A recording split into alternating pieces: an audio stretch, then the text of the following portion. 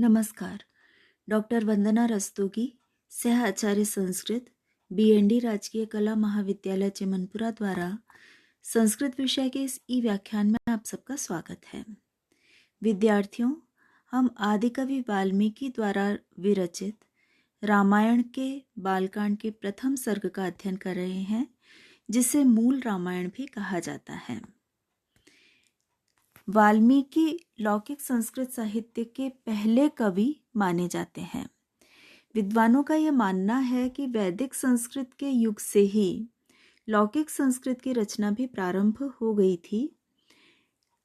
ऋचाओं के रूप में कविता करने वाले ऋषि बहुत पहले से ही मंत्रों के रूप में, ऋचाओं के रूप में काव्य रचना कर रहे थे। उनमें भी काव्यात्मकता की झलक हमें मिलती है, लेकिन लौकिक उपाख्यानमयी कविता का शुभारंभ सबसे पहले वाल्मीकि द्वारा ही किया गया है। इसीलिए हम ये देखते हैं कि वाल्मीकि आदि कवि कहे जाते हैं, सर्वप्रथम कवि कहे जाते हैं, और उनकी काव्य रचना रामायण को आदि काव्य कहा जाता है। इस रम्या रामायणी कथा के नामकरण का अभिप्राय क्या है? रामायण शब्द का अभिप्राय क्या है? रामस्य अयनम इति रामायणम। अयन का अभिप्राय है वास स्थान, निवास स्थान, जहाँ राम रहते हैं वह रामायण है। अयन का एक अर्थ गमन मार्ग भी होता है। राम ने, मर्यादा पुरुषोत्तम राम ने अपने जीवन में जिस मार्ग पर चल कर के अपने आदर्शों की स्थापना की, अपने आदर्शों का पालन किया, हम भी उसी मार्ग पर चलें, हम भी उनके अनुगामी बने। ये भी एक अभिप्राय, ये भी एक अर्थ, ये भी एक आशय रामायण शब्द से व्यक्त होता है। इस रामायण के अंतर्गत जो 7 कांड हैं, उनमें से सबसे पहला कांड है बालकांड, और उस बालकांड का भी प्रथम सर्ग है, जिसे संक्षेप सर्ग या मूल रामायण, बाल रामायण कहा जाता है, क्योंकि इसमें रामायण की पूरी कथा को संक्षेप में वर्णित कर दिया गया है। बीज रूप में 7 कांडों की कथा को इसमें निरूपित किया गया है। मूल रामायण में 100 पद्य हैं, जिनमें से 99 पद्य तो अनुष्टुप छंद में निबद्ध हैं और अंतिम 1 पद्य में उपजाति छंद का प्रयोग किया गया है। महाकाव्य का जो लक्षण किया जाता है कि एक सर्ग में एक ही छंद हो और सर्गांत में छंद परिवर्तन हो, ये छंद विधान भी हमें यहाँ इस सर्ग में देखने को मिल रहा है। इन रामायण के जो 7 कांड हैं, उनकी कथा को किस रूप में मूल रामायण में संजोया गया है, ये हम देखने का प्रयास करते हैं। विद्वानों ने अध्ययन करके इस मूल रामायण का ये माना है कि 1 से 18 जो पद्य हैं, प्रारंभिक जो श्लोक हैं, वे बालकांड से संबंधित हैं। 19वें से 40वें पद्यों में अयोध्या कांड की कथा को निरूपित किया गया है। 41वें से 58वें पद्य तक अरण्य कांड है और 58 से 71वें पद्य तक किष्किंधा कांड की सारी कथा को निबद्ध किया गया है। 72 से 78वें पद्य तक सुंदर कांड की कथा निरूपित है। 79 से 91 तक के श्लोकों में युद्ध कांड का वर्णन किया गया है और 91 से 100 तक के पद्य में अंत तक में उत्तर कांड की कथा को स्थान दिया गया है।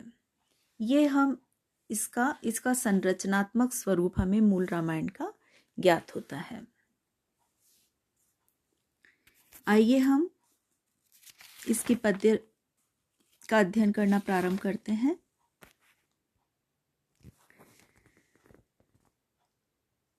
प्रारंभिक पद्यों में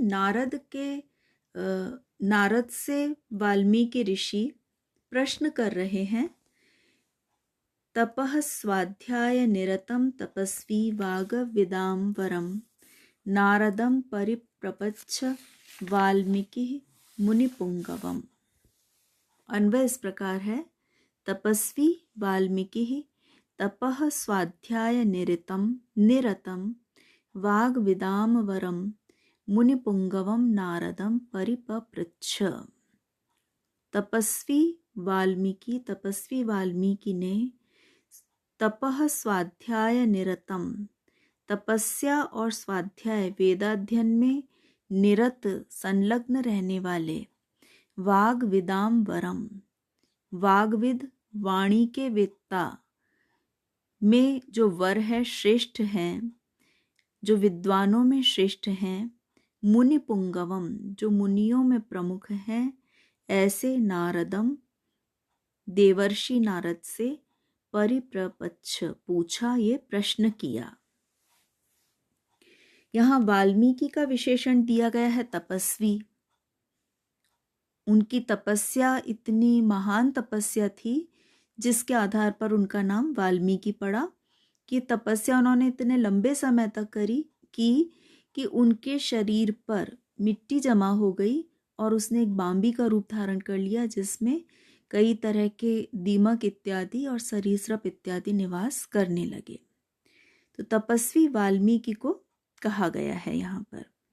इसके साथ नारद के लिए जो विशेषण प्रयुक्त हो रहे हैं वे हैं तपः स्वाध्याय निरतम वाग्विदाम वरम। परम ज्ञानी है देवर्षि नारद, तपस्या में और स्वाध्याय में लीन रहने वाले हैं, और मुनि पुंगव मुनियों में भी, ऋषियों में भी वे श्रेष्ठ हैं। इसलिए वाल्मीकि जैसे तपस्वी का प्रश्न किया जाना नारद से ये उपयुक्त ही है।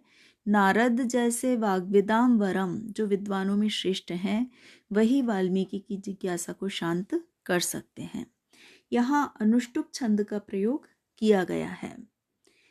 ये वही अनुष्टुप छंद है जो लौकिक संस्कृत साहित्य का आद्य छंद माना गया है और जिसका आविर्भाव शोक में निमग्न होकर, करुणा से परिपूर्ण होकर के आदि कवि वाल्मीकि के द्वारा किया गया था। यहाँ हम रामायण में वाल्मीकि की जो शैली है उसके अनुरूप हम देखेंगे कि वे अलंकारों का बड़ा ही सहज प्रयोग करते हैं। यहाँ भी अनुप्रास अलंकार सहज ही इस काव्य में, इस पद्य में झलक रहा है। वाग्विदाम वरम, व वर्ण की आवृत्ति हो रही है। परिपप्रच्छ, प वर्ण की आवृत्ति हो रही है। तो इस तरह से सहज ही रूप से एक प्रवाह में ही जो अलंकार सम्मिलित हो जाते हैं काव्य में, आदि कवि उन्हीं का प्रयोग करते हैं, जिससे काव्य सरस भी बनता है और उसमें एक बोझिलता नहीं आने पाती।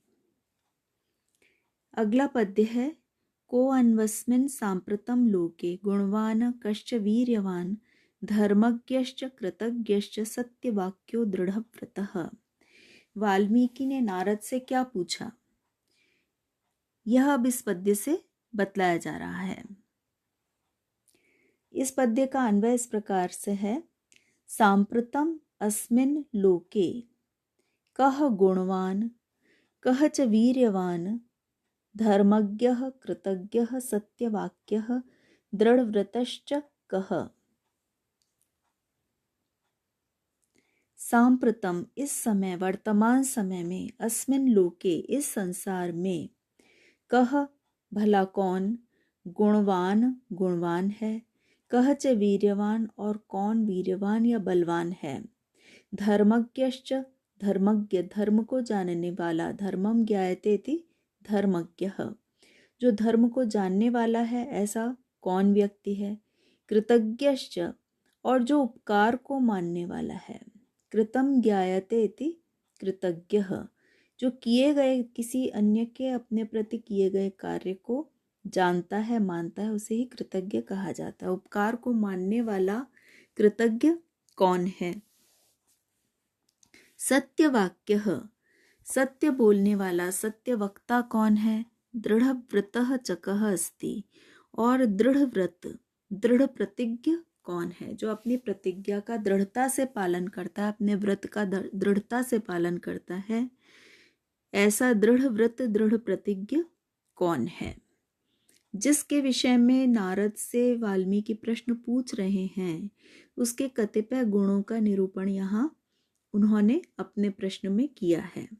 वे एक ऐसे व्यक्ति को के विषय में जानने वाले हैं जो सांप्रतम वाल्मीकि के समकालीन है, इसी लोक में विद्यमान है, जो गुणवान है, वीरवान अर्थात बलशाली है, धर्म को जानने वाला है, कृतज्ञ भाव रखने वाला है अर्थात अहंकारी नहीं है, सत्य बोलने वाला है और अपने व्रत का, अपने संकल्प का पक्का है, उसमें दृढ़ रहने वाला है।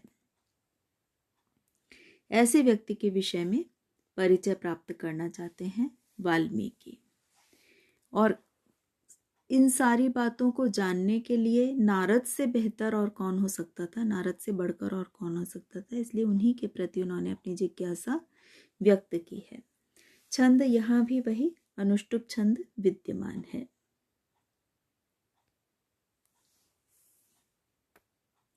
आज की कक्षा में इतना ही विद्यार्थियों, धन्यवाद।